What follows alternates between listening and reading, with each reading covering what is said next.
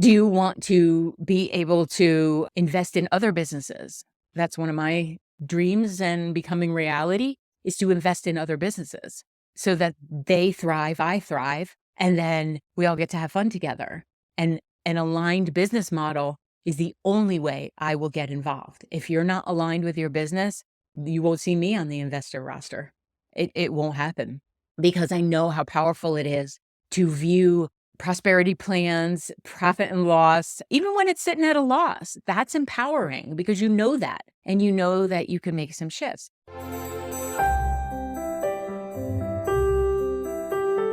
Well, hello there.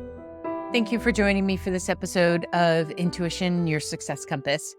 Today, we will be talking about creating an aligned business. I am seeing and loving the businesses that are showing up on all over the web, all over the TikTok and the Creator Fund and everything that's happening there. And I am also seeing people spiral.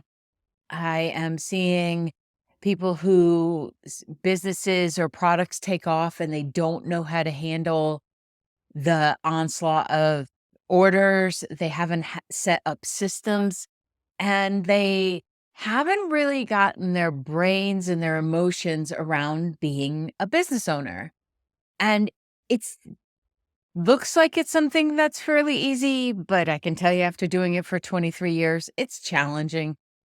And there's always something new to learn, which is exciting, but that can be exhausting too. So I put together this workbook. It's called Creating Your Aligned Business. And it's a step-by-step guide, but it's certainly not everything because again, we are always growing and learning and expanding and systems are changing and algorithms and all that kind of stuff is happening. So I felt for these business owners and I'm watching them and commenting as often as I can, but it gets lost in the inundation of messages and stuff. So I thought, let me create something, throw it up there for $17. And if somebody wants to download it and do the work, fabulous. And there will be a live event coming up for that. We're going to say September, I believe is when I have it scheduled, but you can check the website, vickibaird.com, and it'll let you know when that is. And another reason that I wanted to do this is it's important to me that my services are available at every price point. So podcast, no cost. The workbooks, $17. Individual session, look on the website. Coaching, look on the website. I'm transparent. There are my prices, with the exception of the people I take on as VIP clients, because that really depends on what do you need and how can I serve you. So it's not a cookie cutter pricing plan. So that one, you just have to contact me and let me know what you need, and then we'll discuss it. So I have created this for that reason, that it's at a great price point. And if it can help, that's fabulous. I started out in business with a little bit of a business background, so that helped. A natural desire for organization, that's helped. Intuition, that has greatly helped since the business was dependent on it. And I still made some great, big, humongous mistakes. And I foobarred like you wouldn't believe. And I didn't know about some tax things that I now am very up on and know what to do and when to file and how to get it there and all that jazz. And it's important to stay humble in that because, again, the regulations often change and you have to stay up on it. Some part of your brain has to be around this. Even if it's putting away 25% of your income for taxes, I know the basis is probably 20, maybe even 15 in some states. 25. Put it away because you will feel good having done that. I'm getting ahead of myself. So I'm going to dial back on the excitement about it. I love talking about business. It's primarily who I work with are business owners, mostly females, but I got some great males in there too. And combining both the human aspect of running business and the very practical part of product or of service or whatever it is that you're providing that the income comes in for.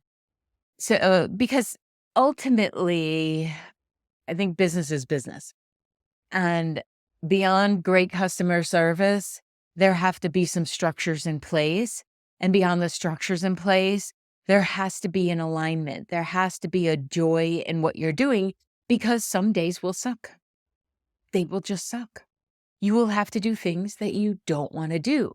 I'm grateful that I'm in a position now that those days don't happen anymore, but I'm not oblivious to the fact that they could show up again and be something that I just find tedious or I don't want to do. And I'll talk about that a little bit.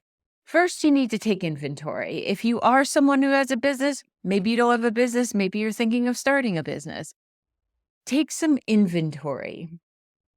It's really important to look around, and I would do this at probably a 6-month increment. Doesn't really need to be done more than that. Otherwise, you'll drive yourself a little bonkers. But every 6 months, you're going to take some inventory. You're going to look at where you are with total honesty, write out, contemplate what's your current reality. Where are you right now? What works? What doesn't work?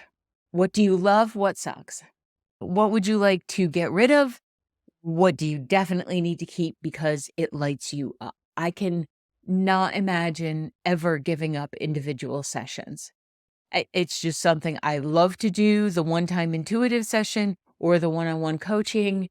Although I would love to be in front of great big crowds again, that one-on-one is where my heart is and where I get some really great ideas, and actually where I get most of the content for the podcast. So it seems silly, but it's also my love. So I have a lot of loves when it comes to my business.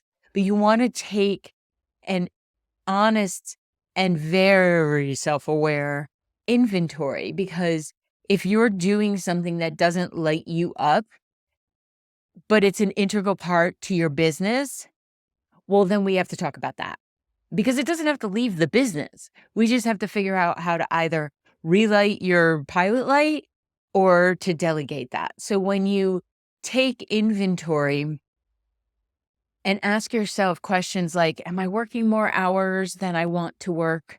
Am I working more days than I want to work? Am I aware of my finances? Do I know what a balance sheet is? Do I know what a profit and loss statement is? Do I know what a cash flow is? Do I know what my expenditures were for this month? Do I know what automatic payments I have coming out, and are they still valid? Are they still serving me? Is the product I'm using, maybe it's software or something along those lines, still serving me? So these are some of the things that you'll do when you go through an inventory process. You're going to look at your finances. You're going to look at your emotional state. You're going to look at what lights you up. You're going to look at the balance in your life, or integration. We don't really ever come into balance, but integration in your life. Like, are you able to attend things that your kids are doing, or has this thing that you love to do before on a part-time basis just taken over your world, and now you can't even see your kiddos in their sports or at their events or anything like that? That's important. That's important. Don't miss those. Do you struggle with that? Do you struggle with both the family and the business element of things, and creating integration there as well? Is there something on the on the family side, like if you're running a successful business, yeah, have somebody come in and clean your house. Let them come in and clean. Unless that's how you relax, have somebody come in and clean your house. It's fine. It's so often I see people who go into well, if I'm a business owner or I'm a CEO or an executive, I need to be able to do it all. No, you are not a robot. And even they have to be plugged in at night. So taking the inventory will empower you to be able to decide, what is this thing? Do I still love it? Do I want to do it anymore? Do I want to go work for someone else who's going to pay me and I'll still do a great job, but I don't have to have all this stress? Be honest with yourself. Be compassionate. I have considered this on occasion, in total transparency. There have been times where I thought, and not too long ago, probably about 6 or 7 months ago, where I thought, I could just go work for someone else. I really could. I want somebody to tell me what to do, when to do it, how to do it, turn in the reports that need to be turned in, still help people, garner a good income, probably better than I pay myself because I keep it in the business. That's my financial choice, but that's what I do. So, what is it that I could do, and I couldn't come up with one thing that I could do that would light me up as much as my work. So you know what I did? I took a nap. I took a nap.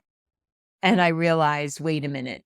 This is my critical head. This is my judgmental head. This is my tired head. Like a little kid. Do you need something to drink? Do you need a snack? Do you need to go night? Well, I needed to go night.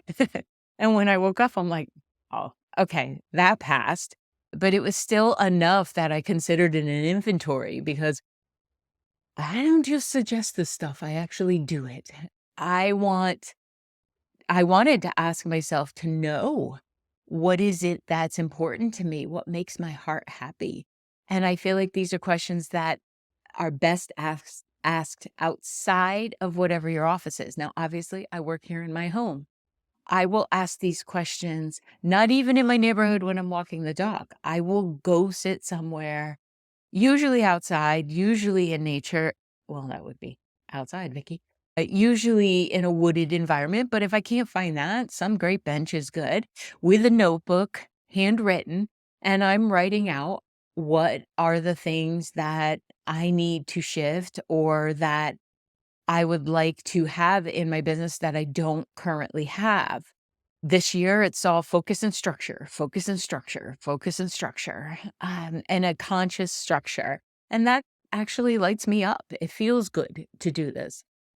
So it will empower you as a leader. It'll empower you, even if you're one person, hello, and you have some contracted workers with you, like I do, that's okay. You still have to have those meetings, buy yourself a great coffee, have a meeting, and then bring back that information, share it with the others and get your feedback. And then feel good about the fact that you had these meetings. Put them on your calendar. It's got to go on the calendar. I understand, especially as someone who works by appointments, that sometimes you just don't want anything on the calendar. But if you don't put on the calendar the things that are self-care, meaning the massage, going to the gym, the meetings with yourself, your board of directors, I call my board of directors meeting because I don't have a nonprofit, but my board of directors meeting is when I meet with my guides and I bring through some information, channeled information that helps me and it helps me to ground. You got to put them on the calendar because we will just put it off. And if you want to have a business that is aligned with your heart and your financial goals and your legacy that you would like to leave, but also your legacy that you would like to live while you're still here sucking oxygen, you have to put it on the calendar and you have to be honest with yourself about what matters. And what matters in business? Money matters. I know when I first started this, I thought, how can I charge for something that is obviously, I thought, a gift from external sources? I don't believe that anymore. That is my soul that's doing the growing. I happen to connect with external sources, but I'm the one that did the work. I'm the one who continues to show up every day to do the work. So I had a really hard time charging at first because I was like, this is helping. And if it can help, I may as well do it. It's not like I'm paying for anything, but I was. I was learning as much as I could. I was buying the Oracle cards. I was taking the time to meditate. I was taking the time to research and read and do all the things that are a little bit easier to find now, but they weren't 23 years ago. So hiring people to help me learn and then realizing that didn't work. And then figuring out that there has to be a return of energy, and charging money was that return of energy. And it started out $20 in a coffee shop, quite literally doing readings on a Sunday. And then it grew from there because people were telling other people. And then I was working full time at my VNA job, volunteering, raising 3 kids, and working and doing readings at night. So at some point, the idea of I have to charge for this, it's now become a legitimate business. Money is important. And I still had to say to myself, it's simply an energy exchange, Vicky. Money is just energy and it's an energy exchange. It's not up to me whether somebody can afford my services. It is up to me to not allow somebody to go into debt with my services. I don't allow that in coaching. I will say, go gobble up all the free information. Our one-on-ones will happen when you can pay me without putting yourself into financial straits, because it doesn't work like that. Like if I was to take money, and I've done this in the past and I won't do it anymore, but if I was to take money knowing the person was going to have some challenge with that, I can't do it anymore. And I choose not to. I choose to work with those who can pay me right off the bat and not experience that. Because when you're feeling stress about what you just paid for, you're not getting the full benefit. And if I'm in a session with someone and they're worried about how they're going to pay the credit card bill that they put it on, even if we're talking about manifesting more money for them, it just doesn't work. I can feel the stress and it's not going to allow the shifting to happen. So the role of money in your business is very important, to not only see it as an energy exchange, but to really respect it and to spend wisely. And yes, I have invested in people I thought were going to be able to hear me and help me leverage my business. And then I found out that I chose wrong. I was kind of in a place where I just needed help, and I chose the ones I liked them as people, but they were so ineffective for what I was hiring them for. It was a lot of hot air, a lot of hot air. And I can't work with that. Like I just can't. I need to see results, even if especially if they're micro movement results. I like that. So a healthy relationship with your money is respecting it. What are you spending it on? How are you saving it? How are you aware, and are you aware of your income and your expenditures and the difference there? And are you creating a prosperity plan? I don't believe in calling it a budget. I think when we call it a budget, we tighten up and we don't allow for expansion in our energy and in the business. So I call it a prosperity plan. You're welcome to use that. And are you comfortable with it? Or is there enough, not enough of a margin there for you to feel comfortable? And I'm not your financial guru. I am not the person to give you financial advice. I will say that creating that savings account allows for peace, because there's going to be fluctuations in every business, every season. I just said to Mike the other day, wow, it's kind of slow right now. And as I'm recording this, it's May. We're in May. And I said, it's kind of slow. He goes, didn't you say that last May? See, this is why it helps to live with an accountant with that kind of brain. He's not going to remember what groceries we need. He's not going to remember what appointment I said I had on Tuesday at 5 o'clock. He's not going to remember that. He is going to remember a trend in business that I've shared with him. See, he doesn't really get paid in money, but he's a good consultant. But that was a good thing, because when I looked at my trends, yep, sure enough, May tends to be a little bit quieter. And I'm like, I could relax, because I didn't buy into the idea that I need to, power up. I need to go drum up some business. I've never had to drum up business. So I can trust that whomever is coming around, it will find me in the next couple weeks or find me in June. It's all good. And that understanding of my money and knowing I do my own bookkeeping, not my taxes, but my own bookkeeping, so that I understand what each month looks like, and I'm in there for the expenditures. And I've done this with some of my clients when they haven't had their accounting set up in some kind of system. I'm not saying you have to invest in huge products. I love Zoho. I use Zoho Accounting. It is amazing, and it's really reasonable, and it merges with most things. We're working on my website, but with most programs, but bottom line, it's like 20% of the cost of QuickBooks. And I just can't justify paying out $600, $700 a year for my simple streams of income. There are several, but they're simple. And that might work for you too, to invest in financial program that is reasonable and that's easy for you to use, or to have someone do that for you. If it's not an interest of yours and you don't like doing it and it hurts your head to do it, give it away. Hire somebody, barter with somebody, do something so that you're not locked in that situation and resenting it. But it's vitally important if you have a business. You don't have a business if you're not aware of the money. You don't have a business. You probably have a hobby. You probably have something that you're supporting. If you truly want to have a business, you have to have a healthy relationship with your money, and you have to respect it, and you have to understand that savings accounts are there to give you a buffer, yes, but they're also there to allow you to dream bigger and to do that expansion when it's time to do the expansion. And I know a lot of people live right on that edge. That stress is just not worth it. It's not worth it.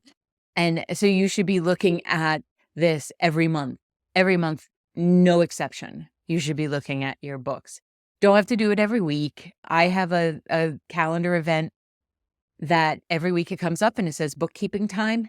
Quite honestly, my bookkeeping takes me about 3 minutes a week because I've automated so much and because it is, I'm in it, I know it, it's simple.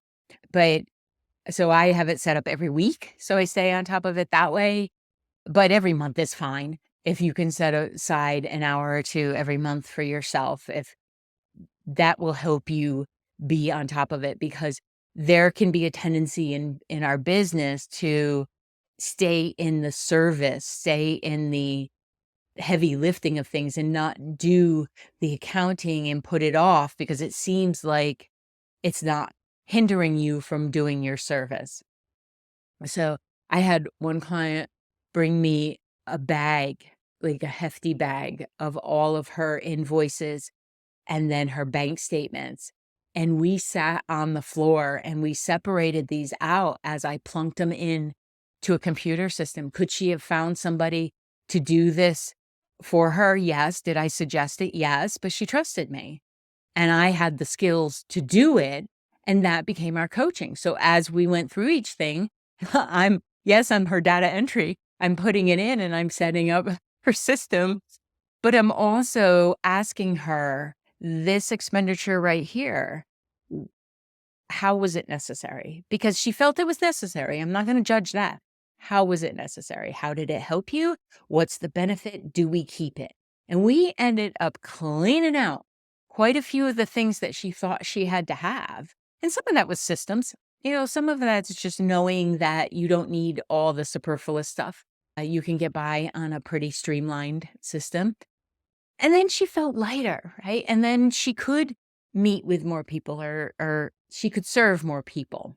So it's important that you know what your goals are, but also your limiting beliefs around money or any blocks that you have or doubts, fear, any of that will get in the way and have you forgetting that it's just a tool.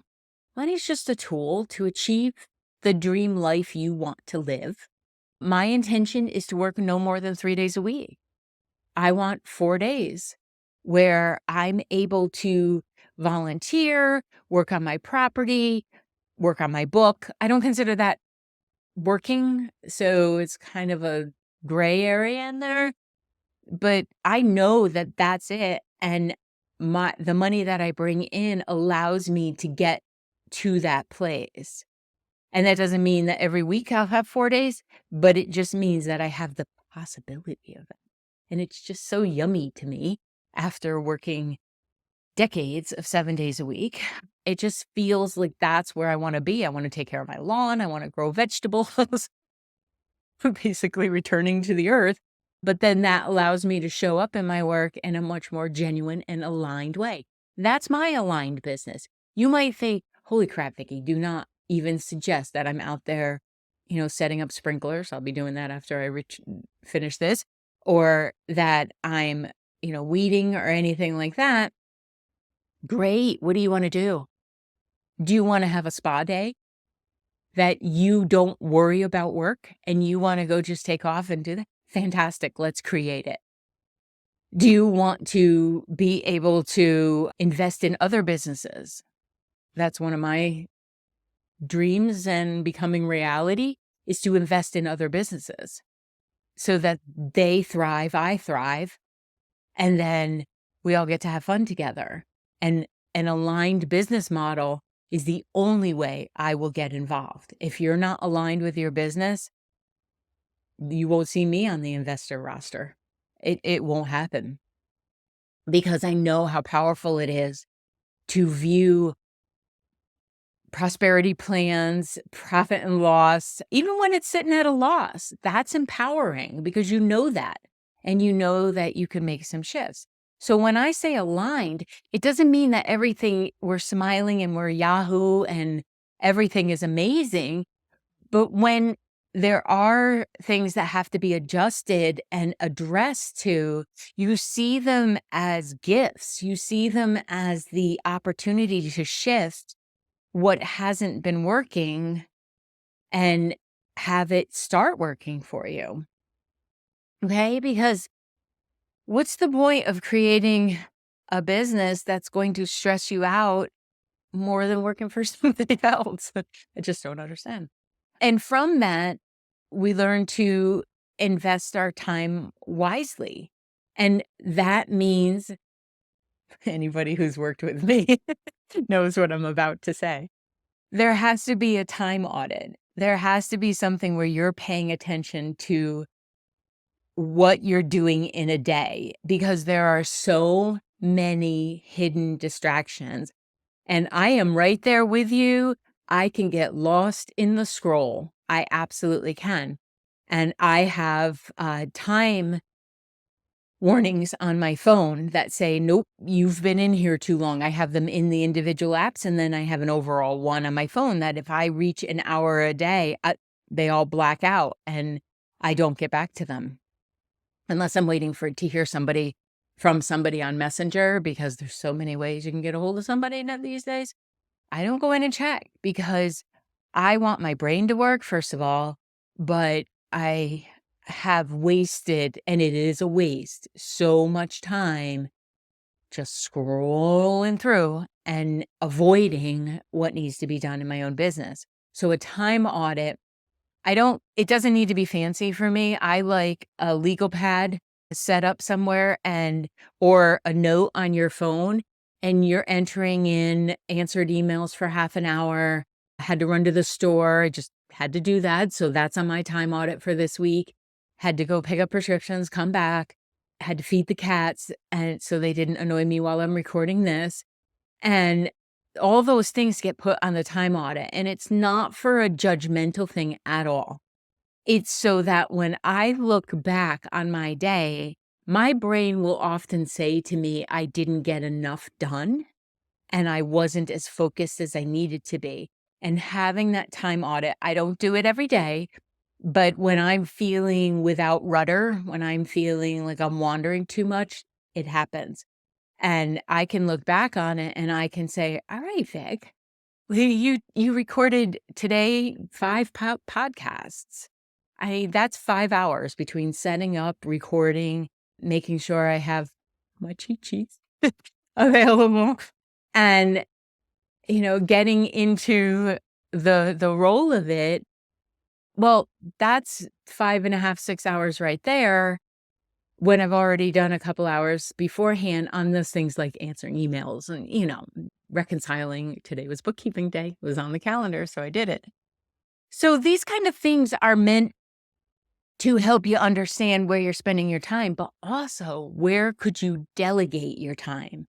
You've heard me talk about my amazing Enrique. Well, he's his own person. He's not mine. But you've heard me talk about him. And I have had others, I have worked with others and delegated, and no one has shown up in the way that Enrique has and continues to, and has grace with me when my brain is all over the place. But delegating to him is a way that I honor what I can do in the business, because there's just some stuff that he can't do and I have to do. And but what he might do may impact me getting my stuff done. So we've set up a beautiful system in Basecamp. It's a wonderful app. There's a free version, and we'll put links in the show notes to these. But it's way to have, we call it a to-do list, because who the hell wants a to-do list? And we have to-do, and we have a couple different segments. So when I'm working on podcasts, I stay in that one area because I know I can go in, I can check it off and feel that pride that I got it done. And that right there is a way to be a time audit for me. When I delegate, it saves me the chunks of time, because I used to do all of this editing and everything myself. And trust me, he does an amazing job. And the marketing and everything, the videos and stuff he pulls together, it's important to hire people who are good at things that you're mediocre at. Okay? That is money well spent and invested in your business. And if you did the money part first, you know what you have to invest in your business. And you can delegate, and you can feel the relief of it. Takes getting the right person, but you can feel that. I love hiring people who love what they do. And anytime I've interviewed someone, I have said to them, you don't have to love what I do. You don't even have to agree with the work that I do. It helps, but you don't have to. You have to love what you do. Because if you love what you do and you're good at what you do, this will work beautifully. So that includes in your personal life, like I said before, hire somebody to do it. I had somebody offer, he has a cleaning service, and he said, let me come clean your house. And I said, thank you. And it's not about the expenditure or anything, but vacuuming is kind of how I relax. Granted, I don't like dusting and I don't like mopping. But when I'm in a good mindset, like I'm in a good place that I want to keep my energy up in my house and I like to keep it neat, I just have a lot of animals that shed. Like, that's how I relax. And that's how I get a lot of good ideas. Or it's how I listen to an audiobook or a podcast or a training. So while I appreciated it, that's not the area that I would personally want help in. But you better believe I'll keep him in mind for if we have like a party or something and there needs to be cleanup afterwards. Or maybe a deep cleaning once a year that I don't want to do. So it's the delegation of what you don't want to do, because you want an aligned business means you're authentically doing the things, right? So it's an investment in your business to take the time to look at the stuff and then decide, what do you want to do? What don't you want to do? And then what are the things that only you can do? So break it out. And this workbook has all of that in it that like I said, you can purchase, download it, and they'll be alive to help you work through the workbook if you got stuck on anything. And with that, once you delegate, you can often look at your business and see, are there ways to create multiple streams of income? I will always believe this to be the best form of a business, but it doesn't have to be, and often can't be, right out of the gate. All right. Because sometimes there's services that are just the services. You're not going to have multiple streams of income. And there are definitely people who don't, like, I love teaching. There are coaches who don't love teaching. They just want to coach. Great.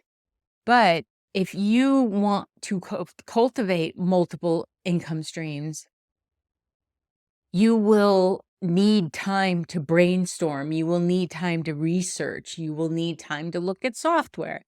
You'll need time to maybe develop the product. Maybe you have an amazing protein shake, but you want to bust into the bars industry. you're going to need time in your kitchen. So you're going to have to delegate some of the other stuff out in order for the creation of the new stream of income. And it's a good idea to I like doing this with my clients, is coming up with the most ridiculous list of things they could possibly do in their business. Because once you get on a roll, and you can do this with a friend or a partner, or it works better with somebody else, but you could do it with yourself, but just record it if you do, so that you have the list. You want to create as many ideas as you possibly can, and the more ridiculous, the better. The more you can go way out there on a limb, you're going to have brilliance that comes out. Usually about after the 7th or 8th idea is the winner. It's like in that sweet spot. So the actions that you have to take to generate that, you're going to need time to do that, because you don't want to add that on top of what you're already doing. It will be exhausting, and then it could lead to resenting the business that you're already running. So I'm going to encourage you to think creatively.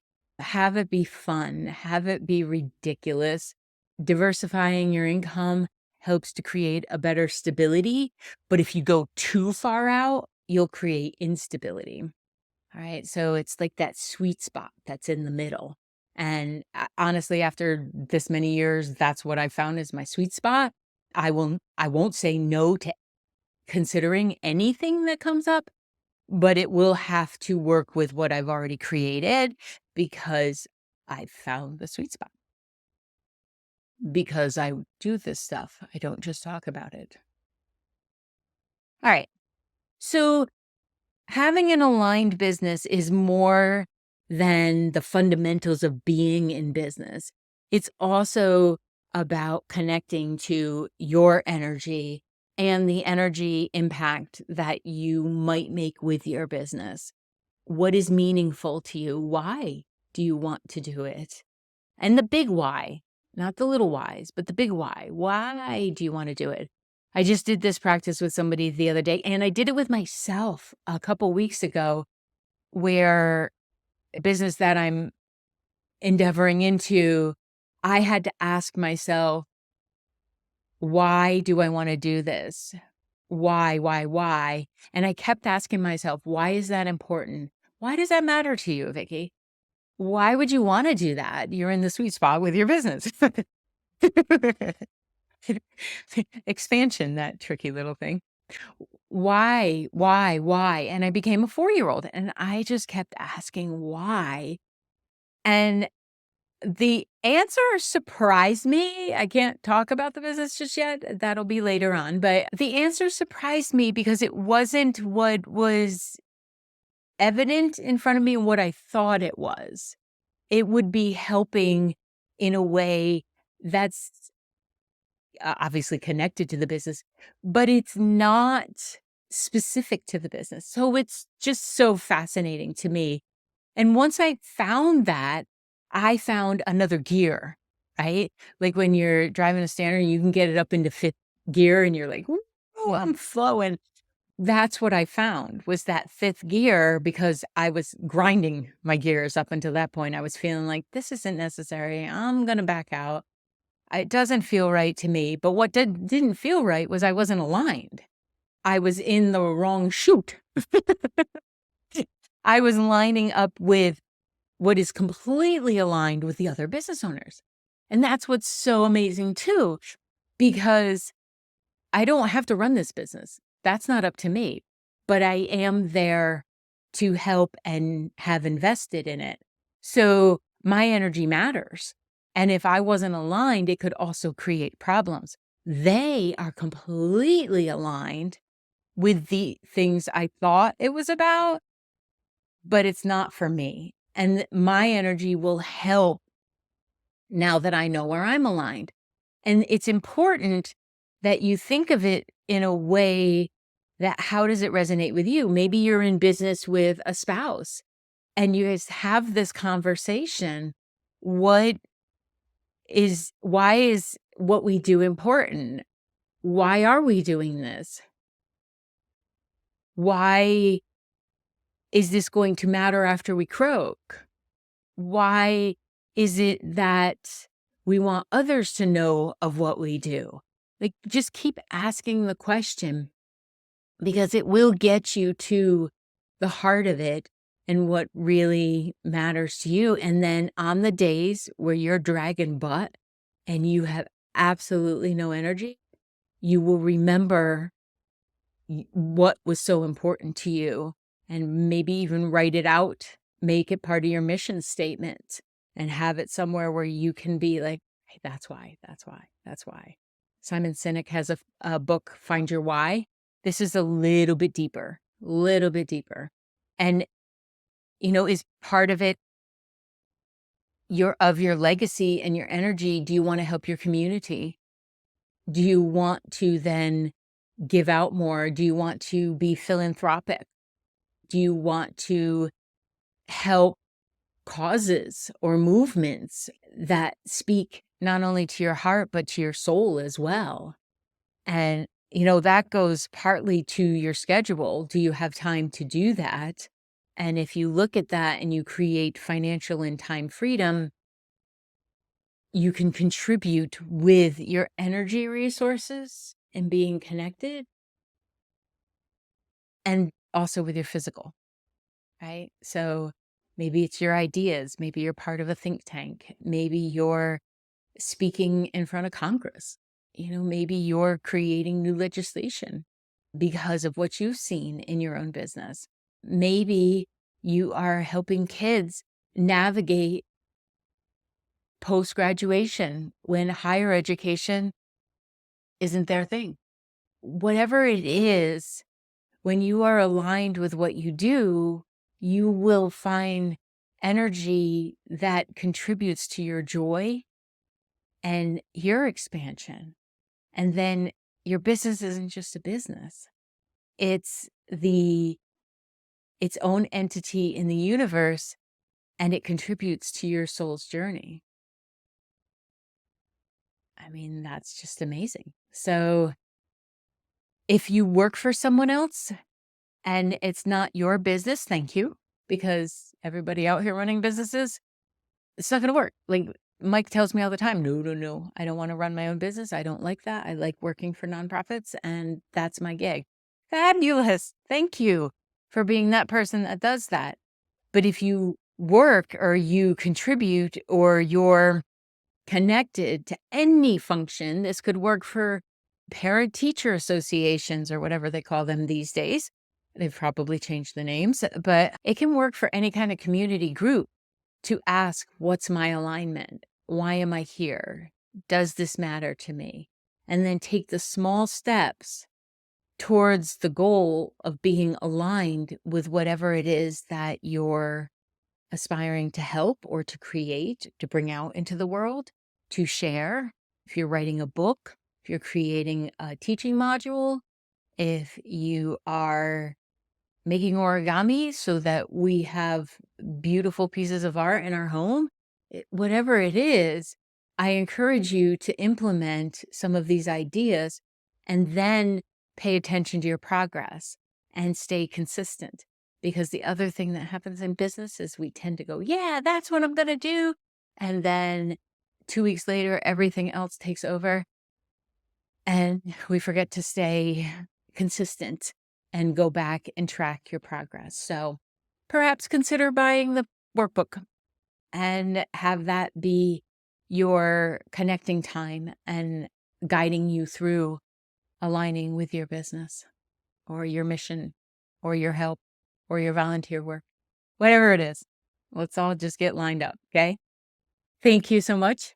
I appreciate you being here, and I will see you in the next episode. Thank you for listening to this episode of Intuition, Your Success Compass. I appreciate you being here. If you would like more information about developing your intuitive skills, removing those blocks, and creating the life that feels the most successful to you, then head on over to vickibaird.com. That's VICKIBAIRD.com. and check out the courses, the groups, and the Spaces app that will allow you to be part of our community and know about upcoming events and specials. Thank you so much, and I'll see you in the next episode.